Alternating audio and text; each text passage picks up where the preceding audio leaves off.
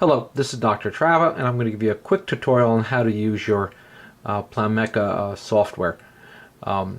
Make sure that your computer should be pretty much up to date in the last 3 to 4 years, and you should make sure that on your computer that your Java is updated. Okay, if not, you can go to www.java.com to update, which only takes a few seconds. You'll load your CD disk. And then instead of running your CD disk from your CD drive, copy the whole CD onto your hard drive of your computer.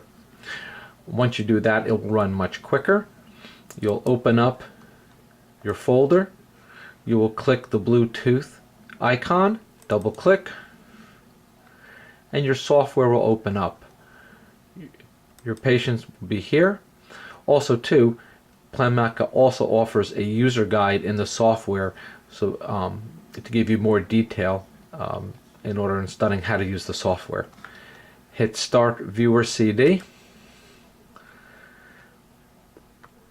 You can see they also give you an app for your phone. In the next window, you'll double click the preview icon, double click. It will open up and you'll be ready to go. You're now in the Explorer window. Left click to rotate your image. Use your toggle button, your wheel on your mouse to go in and out. You'll see in all the windows there's menus. You hit the little wrench. This is set your rendering options. You can scroll down to your choice. We'll click shaded for now. Close. These controls here allow you to manipulate your image. And again, this is just in order to the 3D image, left click turn, is mostly used to orientate your planes. So the first thing we'll do is go to our axial plane. We'll left click that, and then maybe we'll go to our frontal plane, left click that. Okay. The one thing Planmeca allows you to do is to look and manipulate your planes from one window instead of jumping between windows. So for instance, we can go up and down our axial plane here, frontal plane here, sagittal plane, left click here, and this window going sagittally. A lot of times I'll look at the sagittal plane. If let's say if you wanted to, let's say we want to put an implant here in this area. Okay, we'll bring down our axial plane. Now the nice thing about this is instead of using and manipulating these planes, we can right click any window and turn our image into the plane. Let's do that a little bit more. Now our sagittal plane, which we can see here, is lined up parallel with the long axis of our mandible, and we can tweak that by going in and out, as you can see. This may be the area for our implant. Again, let's remove the plane. Now we can go to any of these windows and tweak left and right as needed, forward and back. Okay. The one thing to remember too is that this icon, which is the move, rotate, volume icon, has to be highlighted. If it is not highlighted, you cannot rotate the planes in the different viewing windows. You can do this and focus in on a study point. So make sure that's highlighted. And also too, when your toggle zoom is highlighted, okay, with the wheel of your mouse you can go in and out. If it's not highlighted, it only moves the planes back and forth. So let's highlight that. Now, from any window, we can use the wrench to give us as many views as we like. Okay. With that said, this allows us to adjust darkness and lightness. This is also thickness for our viewing slices. Okay, from here, let's go down to our panoramic window. Okay,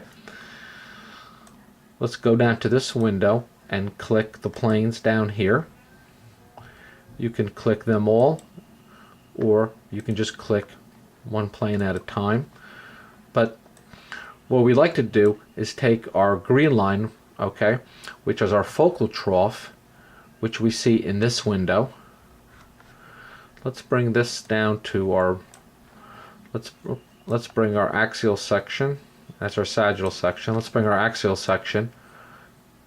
Okay, and you can see that our mandible is outside of the focal plane. So we go to the panoramic window. We hit the little pencil, and we can draw our panoramic line through our mandible.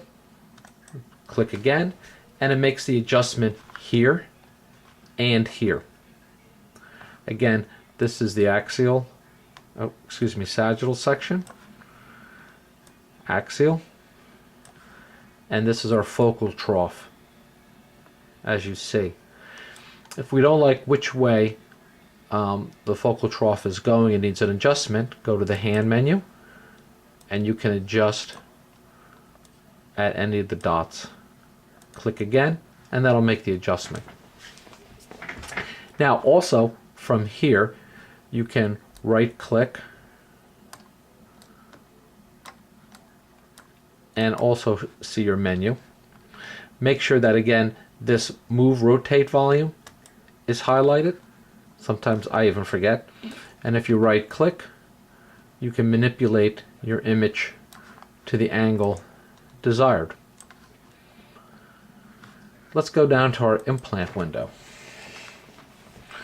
Okay, here we are in our implant window. Okay, here's what we were looking at before. Okay, you can also left click and move the window in if you like, or go out and make it bigger. Let's take away those focal planes. Now we go over to our cross section area, and let's bring this over to where we're going to be placing an implant. Right below the pontic. Our little wrench area here allows us to increase the cross sections or make them smaller. This allows us also to increase the size angle that we're taking, and also this is increasing and decreasing our slice width. We'll go with these many, or you can go with more. Let's increase our cross sections. Done. Now, first thing we want to know is where our mandibular nerve is. Okay, we can bring the cross sections to here to see where it comes in. Go to your nerve pencil. You can draw it in here, here, anywhere along these cross sections. Then you can slide your cross section over. I always like to keep a little bit of it in here so I can follow it along. Done. Click the pencil again. Now let's go down to our implant window. Anytime you want to delete it, the delete button is there. Go down to our implant window. Now, click the implant.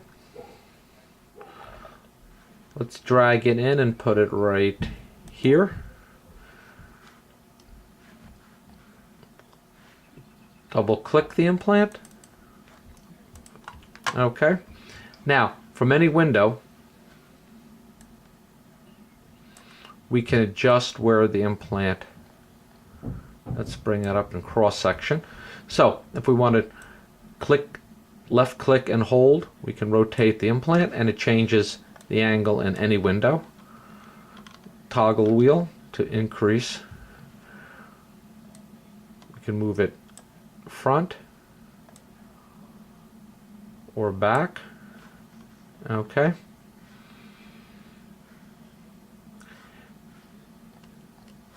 as we see right here. Okay, now, and that's for placing our implant.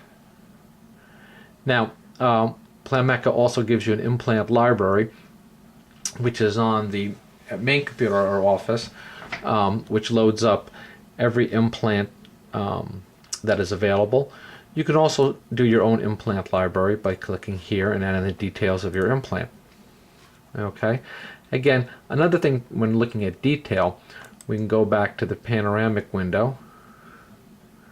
Okay, and again, we can look at, to make sure we are in the correct focal trough. And also, the one thing to remember for in looking at detail, we can go to any window at any time and look at sections. So here, if we're interested to making sure how we're doing on bone, we can do multiple sections, and here they show up right here. Done. We can also maximize a window by clicking, and by using the toggle wheel you can go in and out. Anytime you don't want to see so many lines, you can actually, the toggle overlay button, you can click to remove, and that also puts it back. Go back here, minimize, okay, and back we go. Again, these menus are in every window. Again, going back to our Explorer window, okay, toggle to go in and out, okay, and also if you want to take an image, okay, you go right up to the little quick snapshot here from any window.